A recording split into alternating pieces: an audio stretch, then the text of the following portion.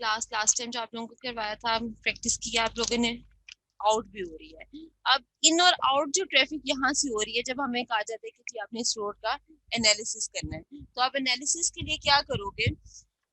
हर एक एक पॉइंट का एनालिसिस नहीं करोगे। आप क्या करोगे, यहाँ से एक राउंड अबाउट बना लोगे, और उस राउंड अबाउट के ऊपर अब यहाँ से कि मैं इसकी ट्रैफिक ये भी इसको इंटरसेक्ट कर रही है, जो यहाँ से जा रही है वो भी इंटरसेक्ट कर रही है, इसी तरह हर तरफ से ट्रैफिक इस राउंड अबाउट को इंटरसेक्ट करती हुई इन हो रही है और आउट हो रही है। तो हम क्या करेंगे, इस राउंड अबाउट के ऊपर एनालिसिस कर लेंगे, और इस राउंड अबाउट के एनालिसिस हम कंक्लूड करेंगे कि हमारे पास इस पूरी की पूरी रोड का जो है वो एनालिसिस है। तो इस टाइम पे ये जो राउंड अबाउट हमने यहाँ पे बनाया, this is the control volume. ये हमारे पास क्या है, कंट्रोल वॉल्यूम है।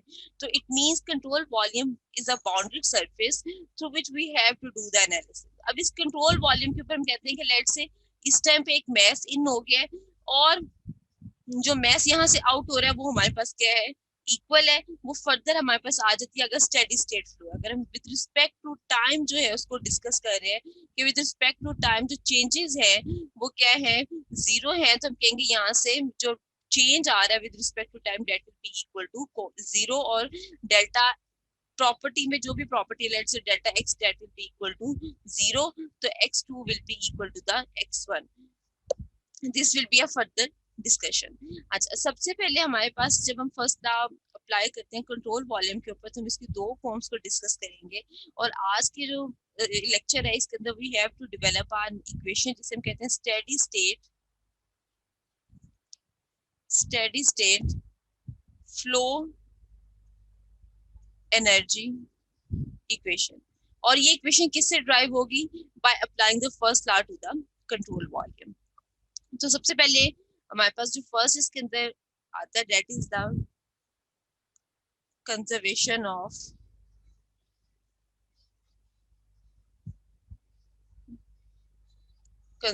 Of mass।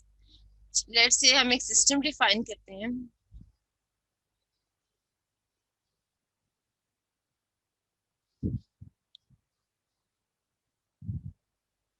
This is a system, और बेसिकली अब ये मेरे पास मैंने क्या सिलेक्ट कर लिया है, this is the control volume. इस सिस्टम के अंदर यहाँ से m डॉट इन हो रहा है, और यहाँ से m डॉट आउट हो रहा है।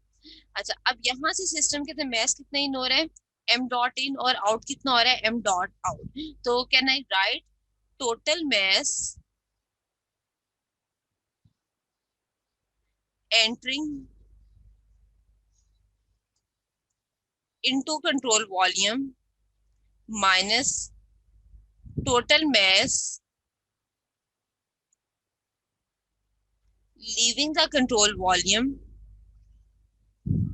is equal to net change of mass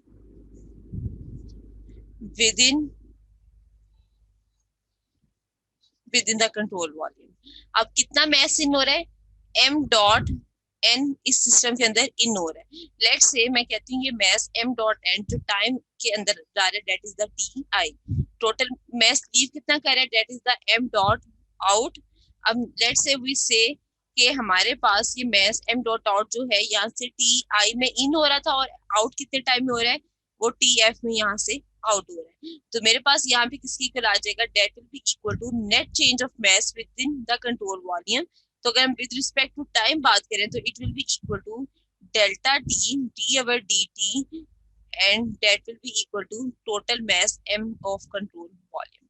अगर मैं यहाँ पे इसको इंटीग्रेट डिफरेंशिएट कर लूँ with respect to the initial time, तो मेरे पास क्या आ जाएगा, इनिशियल मास। और अगर इसको मैं डिफरेंशिएट कर दूं अवर द फाइनल टाइम, तो यहाँ से क्या आ जाएगा, that will be equal to the outer mass. So this is the mass equation. इस इक्वेशन को हम क्या कहते हैं, ये हमारे पास क्या आ जाती है, मास इक्वेशन आ जाती है। Let's say if the in case of a flow is the steady, in case if flow is steady। अब स्टेडी फ्लो का क्या मतलब है, any change in property with respect to time is equal to zero. It means जो process है उसके में time के रिस्पेक्ट से जो चेंज आ रहा है वो assume that is equal to zero. तो अगर यहाँ पे डी ओवर डी टी मैं इस जीरो के इक्वल पुट करती हूँ तो ये क्या आ जाएगा, m dot in minus m dot out will be equal to 0. तो यहाँ से हमने conclude किया that m dot in will be equal to m dot out within the control volume, and this equation is known as the law of conservation of mass equation. इसको हम क्या कहते हैं? This is called the law of conservation of mass. अब किसी भी system के अंदर, किसी कंट्रोल वॉल्यूम के अंदर हम mass को किस तरह डिफाइन करते हैं? mass flow is defined as it is the ratio, it is the product of density of the substance into the change in volume, और इसको इंटीग्रेट कर देते हैं ओवर द होल वॉल्यूम. अब integrate over the whole volume क्यों किया है? अगर तो सिस्टम का मास चेंज हो रहा है तो कोरस्पॉन्डिंगली वॉल्यूम में भी चेंज आएगा. इनिशियल वॉल्यूम डिफरेंट होगा, फाइनल वॉल्यूम डिफरेंट होगा. जिसके रिस्पेक्ट से इनिशियल या फाइनल के रिस्पेक्ट से इंटीग्रेट करेंगे तो that will provide the control mass of that control volume, either the inlet state or the outlet state. So the mass of the system is defined as rho into dV. Unit को justify करते हैं. Rho किसके इक्वल होता है? It is equal to mass per unit volume. तो unit हमारे पास क्या बनेगा? It will be equal to kg into meter cube.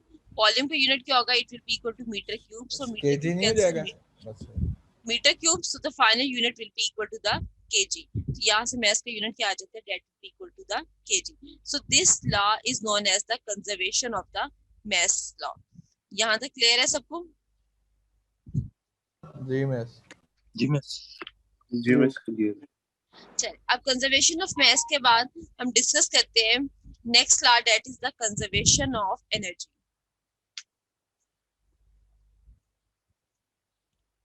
Second है हमारे पास the conservation of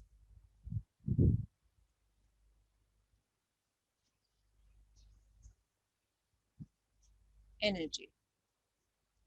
So again हम सिस्टम, अगर मैं यही सिस्टम लूं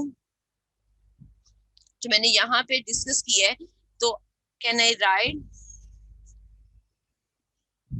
फर्स्ट लॉ ऑफ थर्मोडायनामिक्स क्या डिस्क्राइब करते हैं? First law of that is dE equal to Q minus W. dE क्या है? Change in energy that will be equal to the net heat transfer minus work done. अब ये जो minus sign है work done का, this is basically just a convention. Now consider initial energy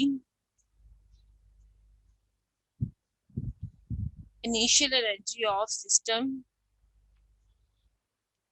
within control volume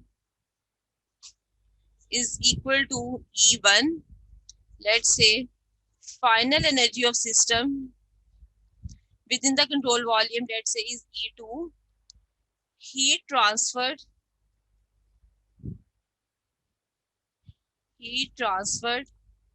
to or from the system is equal to Q. Work transferred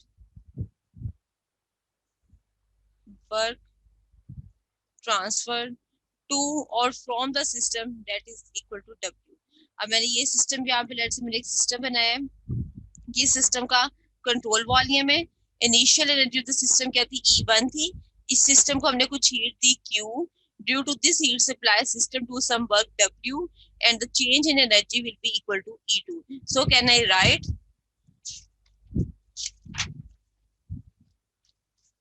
initial energy of the system E1 plus heat transfer to the system, that is Q, is equal to the final energy of the system E2 plus work done. हाँ जी class देखिए, ठीक लिखा है मैंने? Initial energy of the system E1 system के अंदर enter हो रही है. बेसिकली जब हम एनर्जी एनालिसिस करते हैं तो हम क्या कहते हैं? सिस्टम के अंदर जितनी चीजें इन हो रही हैं उनको इक्वेट करते हैं सिस्टम से जितनी चीजें आउट हो रही हैं. अब initial energy of the system plus heat transfer to और from the system will be equal to the final energy of the system plus the work transferred to or from the system. This is known as the conservation of energy principle.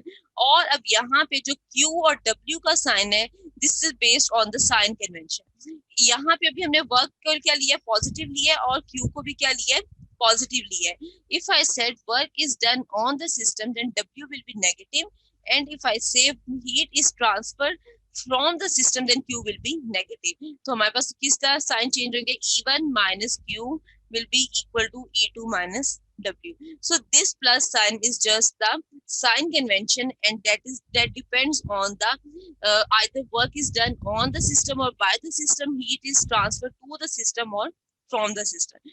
So यहाँ से अगर मैं लिख सकती हूँ Q minus W is equal to E2 minus E1. अब यहाँ पे हमारे पास E किसके इक्वल होता है, E will be equal to, it is the sum of potential energy, sum of kinetic energy plus internal energy. तो यहाँ से अगर हम वैल्यू पुट करते हैं तो Q minus W that will be equal to sum of potential energy at point 2, sum of kinetic energy at point 2 minus plus internal energy at point 2 minus E1 क्या आ जाएगा, sum of potential energy at point 1 plus sum of kinetic energy at point 1 minus plus U1। ये हमारे पास क्या आ जाता है। और अगर हम अज्यूम करते हैं let's say potential energy equal to 0, kinetic energy अगर सिस्टम की 0 है तो यहाँ से Q माइनस W किसके इक्वल आ जाएगा, it will be equal to U2 minus U1। Again this is the form of the first law of thermodynamics, that's why we can say the first law of thermodynamics describe the conservation of the energy principle. कह सकते हैं कि first law of thermodynamics जो है वो conservation of energy को describe करता है। यहाँ तक कोई क्वेश्चन है तो प्लीज पूछ लें। क्लास यहाँ तक क्लियर है? मैम ये लास्ट है Q माइनस 1 वाला, ये दोबारा जरा बताइएगा। Q minus W second last step जो किया यहाँ से मैंने यहाँ पे एनर्जी की वैल्यू नहीं मैम, इससे पहले वाला, इससे पहले वाला मैम, ये वाला no ma'am, second last step, ये लास्ट है ना, इससे ऊपर वाला स्टेप पूछ रही हूँ ना, ये वाला कह रहे हो? जी जी जी जी, यहाँ से आगे कुछ भी नहीं किया मैंने, बताया कि एनर्जी क्या होगा, सम होगा पोटेंशियल, काइनेटिक और इंटरनल एनर्जी का। तो मैंने 2 पॉइंट के ऊपर एनर्जी की वैल्यूज पुट करती हैं और 1 पॉइंट के ऊपर एनर्जी की वैल्यूज पुट करती हैं। अब मैंने जस्ट अज्यूम किया, let's say if the system has potential and kinetic energy equal to 0, तो ये टर्म्स क्या हो जाएंगी, 0 हो जाएंगी। Remaining we will get U2 minus U1 that will be equal to Q minus W. And this is the first law of thermodynamics. So again we can say first law of thermodynamics describe the conservation of the energy principle. So this is the analysis for the simple system. Now we will apply. Now let us consider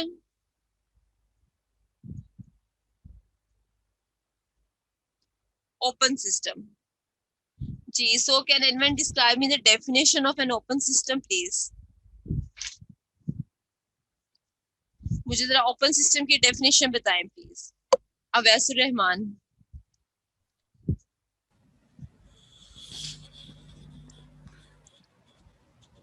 Awais ji, open system की definition बताओ बेटा।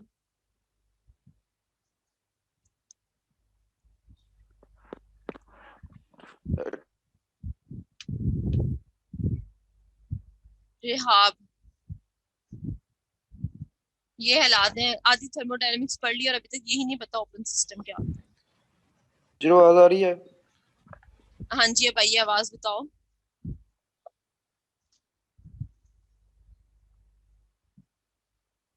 Rehab, Hanif,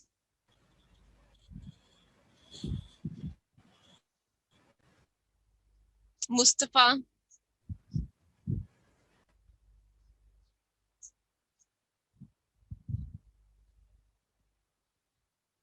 Fahad Anwar.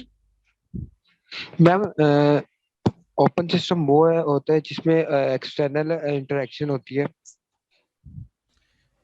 मैं जिसमें मास और energy दोनों इन और out, मास क्या रहना चाहिए या एनर्जी लॉसेस हो रहे हो, एक्सचेंज कर रहा हो सराउंडिंग के मास साथ, और एनर्जी दोनों लॉसेस हो रहे हो, मैस और एनर्जी दोनों लॉसेस हो रहे हो, ठीक है। दिस विल बी द या सराउंडिंग के open साथ system. एक्सचेंज हो रहे हो।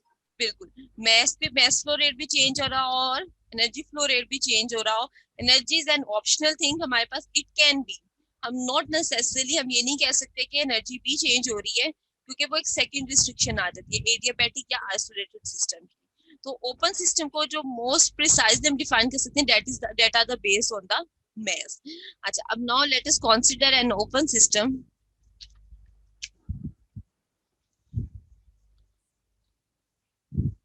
इस सिस्टम के अंदर this is the control volume.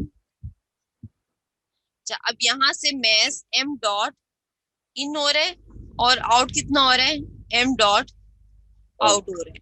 इस सिस्टम को हीट हमने कितनी सप्लाई की है, that is Q, and in return of this heat system has to do work that is equal to the W. अच्छा, अब हमारे पास यहाँ पे सिस्टम के अंदर, अगर आपको थोड़ा सा याद हो, जब मैंने फर्स्ट लॉ की एप्लीकेशन डिस्कस की थी, तो डेफिनेटली जब एनर्जी जो सिस्टम के अंदर एंटर हो रही होगी, can I write energy entering into the system is equal to. अब वो कौन कौन सी एनर्जीज हैं, सबसे पहले तो इंटरनल एनर्जी आ जाती है, देन पोटेंशियल एनर्जी आ जाती है, सेकेंडली यहाँ पे क्या आ जाती है, काइनेटिक एनर्जी आ जाती है, प्लस यहाँ पे एक और जो एनर्जी है जिसको हम डिस्कस करते हैं, this is called the flow energy और the displacement energy, and we write P1 V1 product of the pressure into volume. अच्छा, अब ये देखिए, ये मैस जिसका m डॉट इन है, ये क्या करेगा, इस पॉइंट से इस पॉइंट के ऊपर आने के लिए अपने से नेक्स्ट पार्टिकल के ऊपर एक फोर्स एक्सर्ट करेगा, and this is the force of the pressure.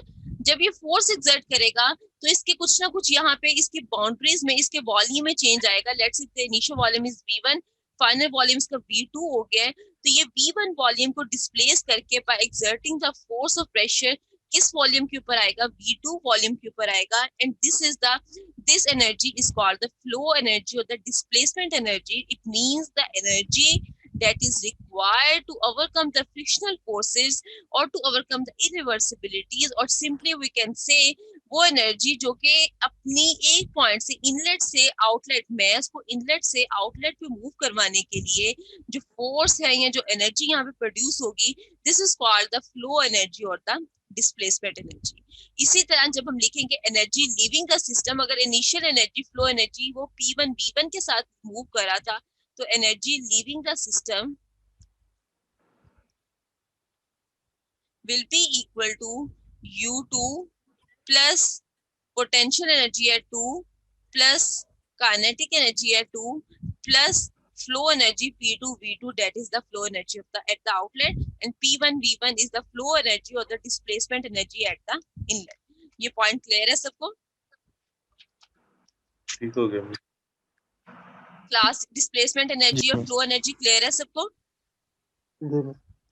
Okay, अब हम क्या करते हैं, हम दोबारा से डिस्प्लेसमेंट एनर्जी बता दे, एक दफा डिस्प्लेसमेंट एनर्जी बता दे. डिस्प्लेसमेंट या फ्लो एनर्जी हमारे पास क्या है, बेसिकली जो मैस इनलेट पे आ रहा है उसको आउटलेट पे लेके जाने के लिए डेफिनेट सी बात है, पार्टिकल्स एक दूसरे के ऊपर कुछ ना कुछ फोर्स एक्सर्ट करेंगे. वो जो फोर्स एक्सर्ट करेंगे, this is the force of pressure. इस फोर्स की वजह से इनके बाउंड्रीज में कुछ ना कुछ चेंज आएगा, बेसिकली वो डिस्प्लेसमेंट करें, वॉल्यूम में चेंज आएगा, this is the change in volume, let's say V. तो ये जो एनर्जी है बेसिकली वर्क डन हो रहा है ना, ये प्रेशर इनटू वॉल्यूम. अब ये वर्क डन क्या है, it is the form of energy, but this work done is used to transfer the molecule from inlet to the outlet. That's why ये जो work done है, इसका कोई एक हम कह सकते हैं कि हमारे पास इफेक्ट नहीं है. This work done is utilized to overcome the frictional forces, to overcome the irreversibilities. तो इसको हम क्या कहते हैं, this is called the flow energy or the displacement energy. Clear है point? अच्छा, अब हम बात करें अगर for a steady flow, now the flow is steady, for a steady flow, तो अभी हमने प्रूव किया स्टेडी फ्लो के लिए d/dt इक्वल टू होता है 0 के. इट मींस जितना मैस इन हो रहा होगा, same amount of mass will go to the outlet and that will be equal to m dot. ठीक लिखा है मैंने क्लास, ये पॉइंट ठीक लिखा है? इनलेट में जितना मैस होगा उतना ही आउटलेट पे मैस होगा, because the flow is steady. Net change of mass will be equal to 0. तो m डॉट टोटल मास हम कहते हैं कितना है हमारे पास, that will be equal to the m। अच्छा इसी तरह कहना है राइट, ये हमने मास फ्लो रेट के लिए बात की, तो कहना है dE of by dt will be equal to 0। It means system की इनिशियल एनर्जी जो होगी that will be equal to system final energy, और ऐसे change ES2 minus ES1, system की जो एनर्जी में चेंज आएगा that will be equal to 0। हाँ जी देख लें, दोनों पॉइंट ठीक लिखे हैं मैंने।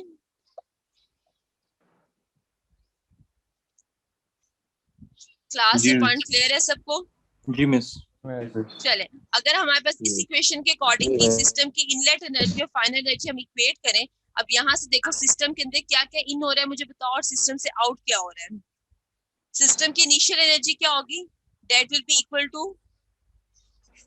E1, हीट कितनी दी हमने Q, सिस्टम की फाइनल एनर्जी होगी E2, और इसके लिए वर्क डन हुआ W।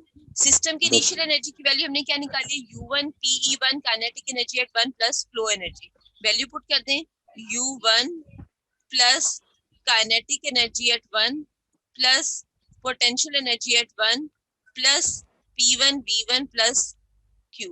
फाइनल एनर्जी की वैल्यू पुट कर दें, U2 plus kinetic energy eight 2 plus potential energy eight 2 plus W। तो ये हमारे पास आ जाती है इक्वेशन। अच्छा एक चीज का ख्याल रखिएगा, जब भी हम कैपिटल वर्ड, जैसे मैंने कैपिटल U लिखा है, कैपिटल H लिखूं, कैपिटल V लिखूं, तो ये सिंगल प्रॉपर्टी को रिप्रेजेंट करता है। लाइक यहाँ पे इंटरनल एनर्जी का यूनिट क्या होगा, जाउल। इंथैल्पी का यूनिट क्या होगा, जाउल पर केजी, सॉरी यहाँ पे जाउल, और जो वॉल्यूम आएगा that will be the metre cube. लेकिन अगर मैं इसी यू कैपिटल यू को स्मॉल यू के साथ रिप्लेस कर दूं, कैपिटल एच को स्मॉल एच के साथ, कैपिटल वी को स्मॉल वी के साथ, no these are the specific property. अब यहाँ पे इंटरनल एनर्जी का यूनिट क्या बन जाएगा, इट विल बी जॉल पर केजी। इंथैल्पी का यूनिट भी क्या बन जाएगा, जॉल पर केजी। वॉल्यूम का यूनिट क्या बन जाएगा, मीटर क्यूब पर केजी। तो पर केजी, अब ये स्मॉल जो हमारे पास अल्फाबेट्स हैं किसको रिप्रेजेंट करते हैं, पर यूनिट मास को, यहाँ स्पेसिफिक प्रॉपर्टी को, और कैपिटल अल्फाबेट्स जो है वो सिंगल प्रॉपर्टी को रिप्रेजेंट करते हैं। तो इस चीज का आपने खास ध्यान रखना है क्योंकि ये चीजें यूनिट्स को इफेक्ट करती है। अच्छा अब वैल्यू पुट करते हैं यहाँ पे, internal energy plus kinetic energy किसके इक्वल होती है हमारे पास, that will be equal to m c1 square by 2, velocity को c के साथ रिप्रेजेंट किया है, potential energy g z1, height को z के साथ रिप्रेजेंट किया है, plus flow energy at 1 plus q। Same यहाँ पे पुट करते हैं, m c2 square by 2 plus m dot mg z2 plus w plus p2 v2।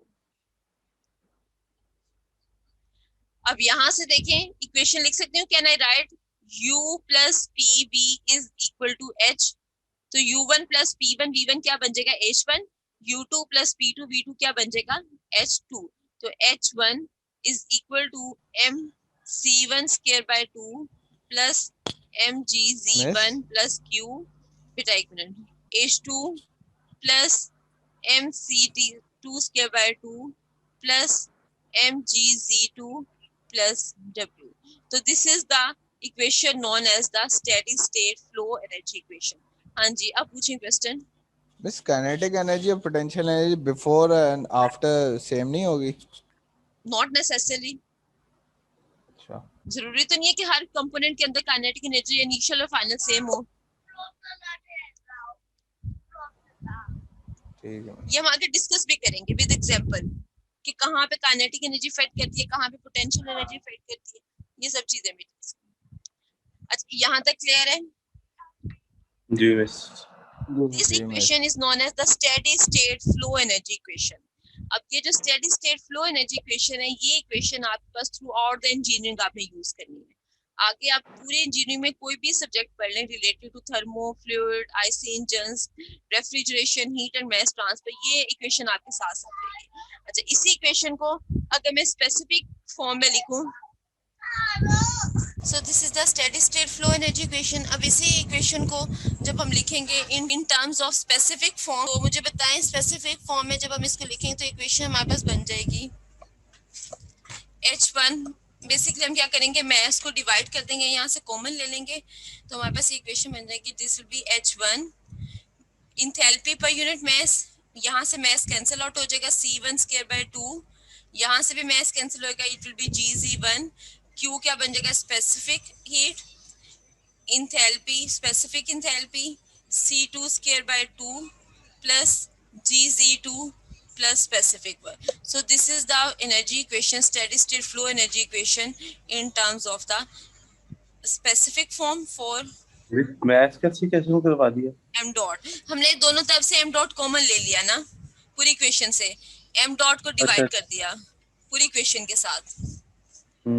तो हमारे पास ये क्या बन गया, specific enthalpy, kinetic energy, potential energy, specific heat, specific enthalpy at point 2, kinetic energy at point 2 plus GZ2 plus work क्या बन गया, this will be the specific work. This is called the steady state flow energy equation for mass flow rate m dot। Class यहाँ तक clear है सबको? जी 21 में से मुझे सिर्फ 2 लोगों की आवाज आती है। जी मिस क्लियर है। ये मिस क्लियर है। चले अब हम एक और इसी के साथ इसी के कोरस्पोंडेंस में एक और इक्वेशन ड्राइव करते हैं, उसके बाद हम इसके प्रैक्टिकल इंप्लीमेंटेशन देखेंगे कि प्रैक्टिकली हम steady state flow energy equation को डिफरेंट कंपोनेंट्स के ऊपर किस तरह अप्लाई करते हैं। अच्छा, उसके बाद हमारे पास एक और इक्वेशन है that is called the continuity equation. वैसे तो इक्वेशन आप लोगों ने फिजिक्स में पढ़ी हुई है, जस्ट रिवीजन के लिए आपके सामने बताने लगी हूँ। अच्छा, अब कॉन्टिन्यूटी इक्वेशन को हम यूज करते हैं to calculate the mass flow rate. Mass flow rate इसको रिप्रेजेंट करते हैं m डॉट के साथ। अब जब भी किसी कंपोनेंट के ऊपर डॉट का साइन आ जाएगा तो it represent the rate per unit mass per unit time. Like अब मास फ्लो रेट क्या रिप्रेजेंट करते हैं, it is the mass per unit time. Unit क्या बन जाएगा, इट विल बी किलोग्राम्स पर सेकेंड। इसी तरह अगर वॉल्यूम फ्लो रेट की बात करें तो it will B v dot volume per unit time, तो यूनिट क्या बन जाएगा, मीटर क्यूब पर सेकेंड। अगेन अगर Q की बात करूं, Q के ऊपर मैं डॉट लगा दे तो it is Q per unit time, तो किलो जॉल या जॉल पर सेकेंड। तो आप लोगों ने इस चीज को यूनिट्स में लाजमी देखना है कि आइदर हमने पर यूनिट टाइम ले रहे हैं, उसके ऊपर डॉट मेंशन तो नहीं है, या फिर आप उसको सिंगल क्वांटिटी ले रहे हैं। अच्छा, now if we want to calculate the mass flow rate, तो अगर हम कहते हैं सिस्टम जो है उसका वॉल्यूम क्या है, वॉल्यूम जो है हमारे पास v dot m, volume flow rate v dot m space, और सिस्टम की वेलोसिटी जो है कहते हैं c है, तो can I right volume flow rate is equal to, if the area is A and velocity C, तो एरिया का यूनिट क्या होगा, मीटर स्क्वायर, वेलोसिटी क्या होगी, मीटर पर second, unit will be equal to metre cube पर second. So volume flow rate अगर हमने कैलकुलेट करना हो तो हम क्या करेंगे, उसके लिए यूज करेंगे एरिया और वेलोसिटी का प्रोडक्ट अगर लेंगे तो वो क्या बन जाएगा हमारे पास, that will be equal to the metre cube पर second and that will be equal to the volume flow rate. इसी तरह अगर हमने मास फ्लो रेट कैलकुलेट करना है तो मास फ्लो रेट को हम लिख सकते हैं, mass flow rate is equal to area into velocity divided by specific volume. अब यहाँ से देखें एरिया का यूनिट क्या है, मीटर स्क्वायर मीटर पर सेकेंड। अब स्पेसिफिक वॉल्यूम है हमारे पास, यूनिट क्या बन जाएगा, it will be equal to metre cube per KG. यहाँ से मीटर क्यूब से कैंसिल हो जाएगा, बाकी हमारे पास क्या रह जाएगा, it will be equal to KG पर second. So this will be the formula use for the mass flow rate. तो यहाँ से हम मास फ्लो रेट या फिर वॉल्यूम फ्लो रेट को कैलकुलेट कर सकते हैं। यहाँ तक क्लियर है सबको? जी मिस। जी मिस। चले अब हम क्या अब अभी जो हमने steady state flow energy equation calculate की है, now we are going to apply this equation on to the different component that like nozzles, diffusers, compressors हैं, टर्बाइंस हैं, पंप्स हैं, उनके ऊपर अप्लाई करते हैं. So the first device we are going to apply the steady state energy equation is the nozzle slash diffuser. सबसे पहले हम अप्लाई करते हैं नोजल और डिफ्यूजर पे. अच्छा, सबसे पहले आप इसके डिफरेंस देख लें. नोजल और डिफ्यूजर में क्या होता है, हमारे पास इसकी स्कीमेटिक डायग्राम आ जाती है.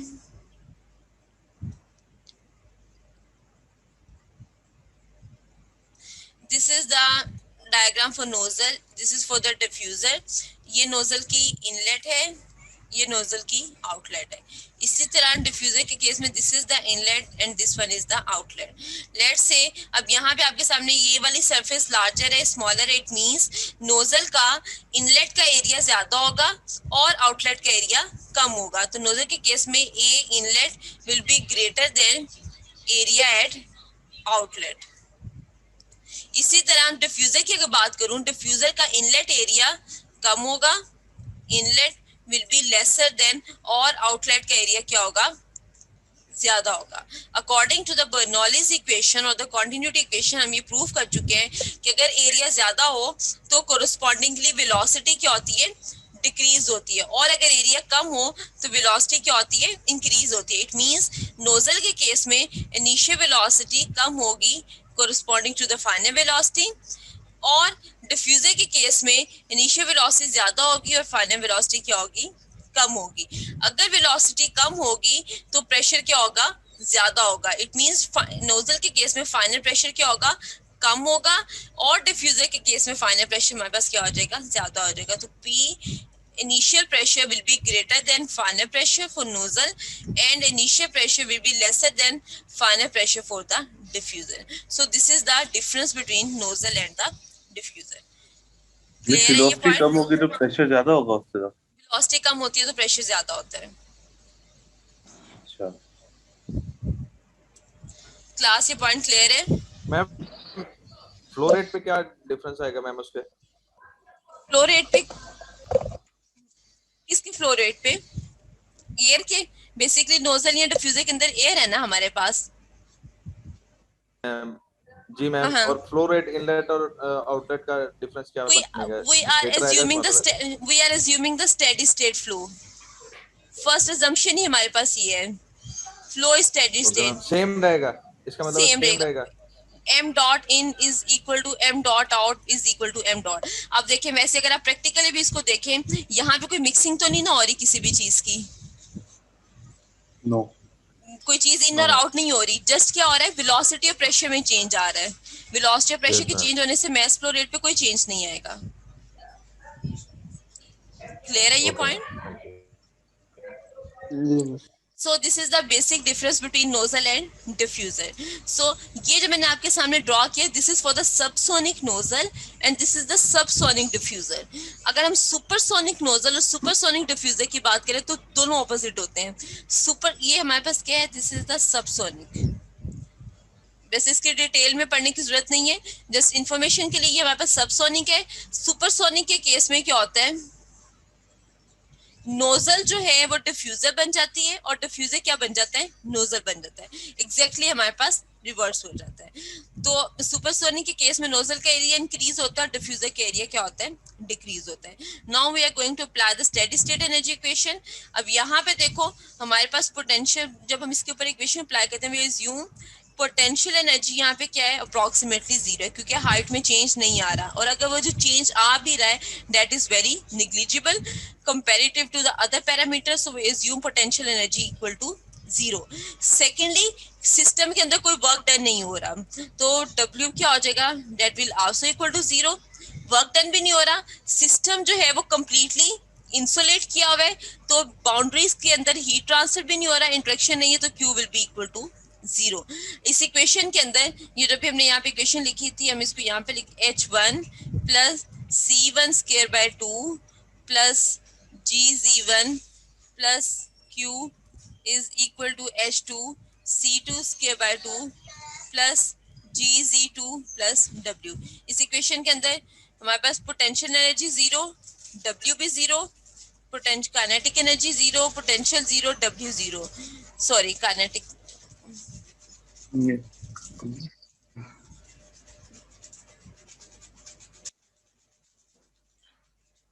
तो रिमेनिंग देखिए इक्वेशन क्या रह जाएगी, H1 plus C1 square by 2 is equal to H2 plus C2 square by 2। Velocity तो जीरो नहीं ना कर सकते, बेसिकली हमारा कंसर्न ही नोजल या डिफ्यूजर के अंदर क्या है, वेलोसिटी। तो अगर मैं नोजल के लिए इक्वेशन लिखूं तो नोजल के लिए इक्वेशन क्या बनेगी, H1 माइनस H2। नोजल की फाइनल वेलोसिटी ज्यादा होगी तो C2 square by 2 minus C1 square by 2, C2 minus C2 square minus C1 square। तो this is the equation for the nozzle. और अगर यही इक्वेशन मैं डिफ्यूजर के लिए लिखूं, डिफ्यूजर की इनिशियल वेलोसिटी H2 ज्यादा minus होगी फाइनल, H2 तो H2 minus H1 will be equal to C2 T1 C11 square by 2 minus C2 square by 2। तो basically 1/2 C1 square minus C2 square, and this equation is valid for the diffuser. So this is the equation we will use when we analyze the nozzles and the diffuser. अब जब आप आगे subjects में पढ़ोगे तो आपको teachers ये पीछे बैकग्राउंड नहीं करवाएंगे इक्वेशन का, वो डायरेक्टली ये इक्वेशन अप्लाई करेंगे नोजल के लिए, ये इक्वेशन अप्लाई कर देंगे डिफ्यूजर के लिए। तो आपने जब भी इक्वेशन अप्लाई करनी है तो आपने हमेशा ये ख्याल रखना है कि इंथैल्पीज को देख लें, या जो आपके ये प्रोडक्ट है डिफ्यूजर के केस में फाइनल वेलोसिटी डिक्रीज हो रही थी, तो मैंने इसलिए माइनस साइन के बाद C1 माइनस C2 कर दिया। इट मींस अगर डिफ्यूजर के केस में मेरे पास फाइनल इंथैल्पी ज्यादा होगी as compare to the initial enthalpy, तो मैंने H2 माइनस H1 कर दिया। तो आपने इस चीज को देखना है कि आइदर आपका वो पॉजिटिव, अगर मैं इसको रिवर्स लिख देती यहाँ पे नोजल के केस में भी H2 माइनस H1 लिख देती, फिर मुझे ऊपर साइन को डिफाइन करना पड़ता, कि साइन डिफाइन करना पड़ता कि मैंने इस चीज को पॉजिटिव लिया, इस चीज को नेगेटिव लिया, इस वजह से मेरा आंसर जो है वो नेगेटिव आ रहा है। और अगर आपने नीचे साइन को डिफाइन नहीं करना या आपने वही साइन कन्वेंशन यूज करनी है जो कि आपकी बुक्स में यूज हुई है, तो देन आपने इन पॉइंट्स को जो है वो कंसीडर कर लेना है। क्लियर है ये पॉइंट सबको? सो नेक्स्ट हम एक और डिवाइस डिस्कस करते हैं, that is the turbine and compressors. Schematic draw करते हैं।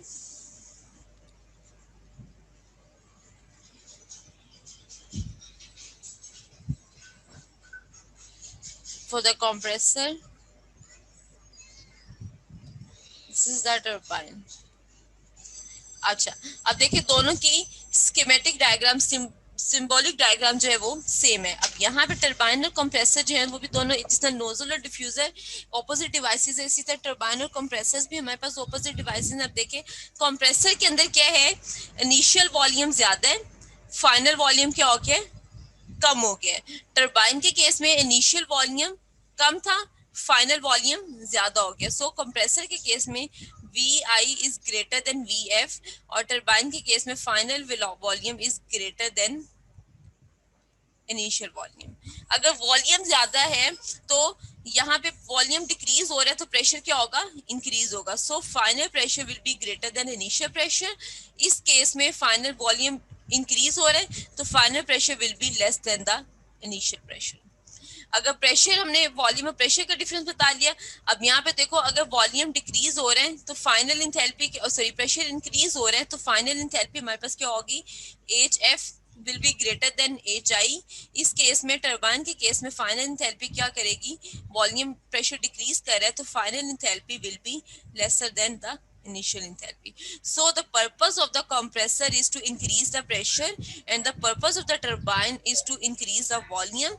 expand करता है, it means compressor के केस में हम work input देते हैं और turbine के केस में we will get some work output। Turbine के केस में हमें क्या मिलता है, मैम वर्क डन तो दोनों सूरतों में हो रहा है, वर्क डन दोनों सूरतों में हो रहा है। डिफरेंट आ रही है। इंथैल्पी इसलिए डिफरेंट आ रही है कि कंप्रेसर के केस में हमने वर्क इनपुट दे रहे हैं, हम सिस्टम को वर्क इनपुट दे रहे हैं, इट मींस हम सिस्टम के अंदर हीट ऐड कर रहे हैं। जब सिस्टम के अंदर हीट ऐड करेंगे तो सिस्टम की एनर्जी कंटेंट ज्यादा होंगे, इस वजह से उसकी फाइनल इंथैल्पी इंक्रीज कर जाएगी। टरबाइन के केस में हम सिस्टम से वर्क ले रहे हैं, जब सिस्टम से वर्क लेंगे तो उसकी फाइनल, इसके एनर्जी कंटेंट्स क्या करेंगे, डिक्रीज होंगे। जब एनर्जी कंटेंट्स डिक्रीज होंगे तो फाइनल इंथैल्पी क्या कर जाएगी, रिड्यूस कर जाएगी। क्लियर है ये पॉइंट? जी मिस। जी मिस। चले, इंथैल्पी क्योंकि क्या होती है, internal energy plus pressure into volume. चले, अब हम अप्लाई करते हैं equation H1 plus C1 square by 2 GZ1 plus Q H2 C2 square by 2 plus GZ2 plus W। अच्छा, अब यहाँ पे हमारे पास जो हीट ट्रांसफर है, क्योंकि इंसुलेट किया हुआ डिवाइस को, तो Q किसके इक्वल हो जाता है, इक्वल टू 0। काइनेटिक एनर्जी और पोटेंशियल एनर्जी वो विल अज्यूम इक्वल टू 0। अब पोटेंशियल एनर्जी इसलिए 0 है कि हाइट में ऐसा चेंज नहीं है। काइनेटिक एनर्जी हम इसलिए 0 अज्यूम करते हैं कि जो रोटेशनल स्पीड होती है ब्लेड्स की, टरबाइन की या कंप्रेसर की, उनकी जो स्पीड है उसकी वजह से जो वेलोसिटी में चेंज आता है, जब हम उसको मेजर करते हैं with respect to the speed of the sound, उसको मेजर करते हैं, तो उससे बहुत कम होती है। तो इस वजह से काइनेटिक एनर्जी को हम क्या कर लेते हैं, यहाँ पे 0 अज्यूम करते हैं। तो हमारे पास रिमेनिंग इक्वेशन क्या हो जाएगी, 0 0, Q भी 0 है, C2 भी 0 है, GZ2 भी 0। तो we will get H1 is equal to H2 plus W। अब मुझे बताओ टरबाइन के केस में मेरे पास इक्वेशन क्या बन जाएगी, वर्क ऑफ टरबाइन में H1 माइनस H2। कंप्रेसर के केस में मेरे पास इक्वेशन क्या बन जाएगी, it will be equal to, अब टरबाइन के केस में वर्क क्या होगा, पॉजिटिव। कंप्रेसर के केस में क्या बन जाएगा, H1 H2 माइनस H1, और वर्क के साथ कौन सा साइन आएगा, नेगेटिव साइन आएगा। अब ये नेगेटिव साइन क्या इंडिकेट कर रहा है, work is done on the system, और ये साइन क्या इंडिकेट कर रहा है, work is done by the system. Clear है ये पॉइंट? जी मिस। जी मिस। जी miss. So this is the practical implementation on nozzles, diffusers, first law of thermodynamics on nozzles and diffuser, turbines and compressor. Next time inshallah we will discuss on the heat exchangers, simple tank and throttling device के ऊपर discuss करेंगे। उसके बाद इसके numerical problems solve करेंगे। यहाँ तक कोई question तो class पूछ लें please।